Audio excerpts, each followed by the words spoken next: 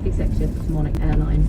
Just some breaking news quickly. The Competition and Markets Authority has found that the pharmaceutical company Actavis UK has broken competition law by overcharging the NHS for hydrocortisone tablets. So those are the medicines used by people whose adrenal glands don't work properly, people who've got life-threatening diseases like Addison's. Almost 1 million packs of tablets were distributed by the NHS last year. And before April 2008, the NHS spent about £500,000 on these, and now the figure's over 70 million. This comes hot on the heels. Go straight on for 6 minutes to M40 towards the Midlands. Thank you very much indeed. It's 7:23. President Obama said we need to take action, and we will. He's talking about Russia's hacking of the US election process. Times reports today that the hacking took place, quotes, on Putin's commands. The quotes come to paper from US intelligence officials. Let's speak now to Edward Lucas, senior editor of The Economist, author of The New Cold War, and no fan, I think it's fair to say, of Mr. Putin. Do you have any doubts at all, Edward Lucas, that he ordered this? No, I do. I think this was obviously a very important intelligence operation for States about and political organisation to do it. So I think that starts in this case starting with Putin. Do you think they thought they could affect the outcome of the election, or mainly make people not believe in the whole process? I think it was more than that. I think it was the evidence. The Russian right said that Putin mistrust the West. The less conspicuous the Russian Christmas system is, the more Russia just looks like just another country. So if the CIA are sitting in their offices today and thinking, maybe we look at GCHQ and thinking, what could we do that would cause similar damage to Russian interests and President Putin in particular, what might you recommend? Well, I think the first thing would be to go after the huge amounts of Russian dirty money in the West, because although Mr. Putin and his friends preach anti-Westernism, it's actually in the West that they stash their cash. They also come here for medical treatment and education and sorts of other things. So I think a combination of cracking down on dirty money flows in the international financial system and more visa sanctions would be very effective. Well, Mr. Obama doesn't have much time left. He's now got 35 days, I think. The clock is ticking, but he's obviously going to be busy. Edward Lucas, thank you for joining us. It's 25 minutes past 7, time for another peek at the Today programme Advent calendar. Right behind each window is a highlight from the programme over the past year. In August, Nick spoke to Team GB's superstar cycling sweethearts, Laura Trott and Jason Kenny, about their Olympic success in Rio.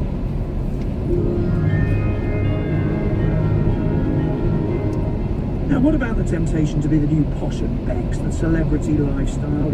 You ruled out, an appearance on Strictly, I'm a celebrity on the island. You love all that, don't you, James? Oh, yeah, absolutely love it, yeah. No, it's not really up my street, all that kind of thing. But maybe for you, or you did it like it. Yeah, I mean, I wouldn't rule it out completely. I mean, I would never do Strictly. I can't dance. I'm tone deaf. Like beats and music, yeah, I'm clueless. That makes it more fun for us watching, of Well, course. exactly, yeah, because it's more embarrassing for me. Quite. Now, Jason, you joked that it used to be the case that Laura had the sponsors and that you didn't. It's not Is that going to change? That's not a joke. Laura's definitely the main breadwinner in our family. You're a cat man. Yeah, pretty much, yeah. I've got that kept, I just don't have anything. But Laura's got lots. It's a serious question, though. I mean, you have had Hello Magazine in the house. Do you want to change? I mean, inevitably, you're now seen as the golden couple. One of the golden couples, I should say. Olympic team of Team GB. Do you want that change? In the sense, do you just want to go back to being Laura and Jason and serious cyclists who just get on? I think it's all about balance, obviously. We appreciate it off in person, sure. We appreciate people support and things like that. But at the same time, we are cyclists, and I think that it's important to remember how we got to where we are and not just to be celebrities, It's never been asked, has it, to be celebrities? Like, it's come because of our success. Like, we never set out for this, if you see what I mean. Like, we were just riding our bikes because we loved it.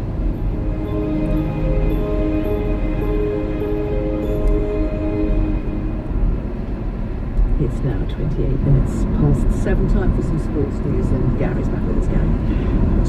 Dick, good morning to you. Test match cricket chat first as we cross to Chennai. The latest from the first day's play in the final test. England won the toss. By lunch they reached 68 for 2. In 1 mile, at the roundabout, take the first exit onto M40 towards the Midlands. Morning Gary, morning everyone. Yeah, it's 121 for 2. England had a difficult start. They won the toss, decided to bat first, but lost. Jennings and Cook very early. The score was 10 for 2. And since then, Moeen Ali and Joe Root have played really well and rebuilt the innings, so it's 121 for 2. Cook out for just 10, but a landmark in terms of the number of runs that he scored overall for England. Sure, 11,000 test runs now for the England captain, and we're probably unused to thinking about Alistair Cook as one of the truly great players. We tend to play it down a little bit because he's such an understated person, and the way he goes about his batting is so unflashy. But when you actually look at the other 9 people who've scored that many test runs, you realise what remarkable company he keeps, and so many of those runs, of course, have come in the context of his being England captain as well. And how are you reading the situation there in the last 24 hours with Cook in what he does in terms of staying on? At the roundabout, take the first exit onto M40 towards the Anyone that Midlands. claims to know is probably lying. I'm not sure that Cook himself knows. I think most people feel relatively neutral about it. I think there's an understanding that he's done the job for 4 years. It takes a huge out of you. He's been through some very difficult times. He can feel proud of the series wins against Australia and all the things he's achieved. However, everyone's got a finite amount of resilience, even for someone like Cook, who's incredibly mentally strong.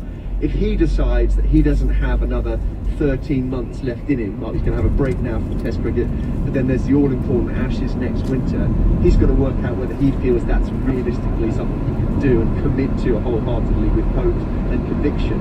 Only he knows the answer. They have a chat with Andrew Strauss in early January. That's when the decision will be made. And a quick final word on Keaton Jennings. You mentioned the word mental strength. Obviously, he did brilliantly in the first test, but last couple of innings, he's quickly realising what Test cricket's all about, isn't he? Go straight on for 25 minutes to junction 15 to A46, A429. He 35 in first class cricket, so if you take the 3 together, he's roughly on par. I think he looks a very assured player. He actually played nicely today. One of the things you're looking for with young players coming in is not just how many they get, but how they look, the aura they project, whether they look comfortable, whether it looks normal, as though someone is an environment in which they'll just go about their business in a natural way. I would say Jennings is yes, yes and yes to all of those questions, and to me it looks like England have found 2 really good batsmen. First of all, Haseeb Hameed earlier on, and now Keaton Jennings. Ed Smith, thank you very much. Commentary, of course, continues on Test Match Special. European Cup Rugby information for you. Bath ended Cardiff's 100% record, winning 38-3. Travel. From Oxfordshire's Traffic Control Centre, here's our run. Well, looks like we've got some problems on the eastern bypass now between the Littlemore roundabout and the Hayford Hill roundabout. Just spotted a car in the central reservation now. Traffic is squeezing past, but it is getting pretty busy now as you make your approach here. So just do take extra care as you get past that on the between Littlemore and Hayford Hill. I just had a call from Steve as well to say that it's got quite foggy around the county. He's just been between Bampton and Burford and then around Ledgley, then down to Farringdon. So it's very foggy. So again, do take extra care this morning. Make sure you're well lit up and you can be seen. Elsewhere in the main routes, not looking too bad on the cameras. Junction 9 a little bit busier coming down off of the M40 down towards the A34, but the A34 itself running quite well with steady flow of traffic down towards Weston on the Green. A40 eastbound a little bit busier now. The cameras coming in from Cassington down as far as Wolverhampton, and the A40 Northern Bypass not looking too bad actually along Elsfield Way to the Cutslow traffic lights into the city centre. Bit busier on the Woodstock and Banbury roads and the Botley Road, but around the county, Abingdon, Banbury, Henley and Whitney all coping just fine. Live from the Oxfordshire Traffic Control Centre, I'm Mal Ryan. Call with your travel news. 03459 311 666. Hier dramatisch.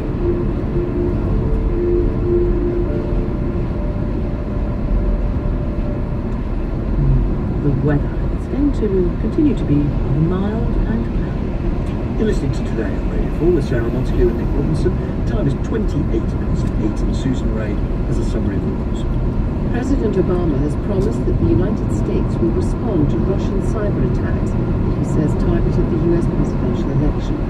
Mr. Obama said there was no doubt that when any foreign government tried to impact the integrity of US elections, action needed to be taken.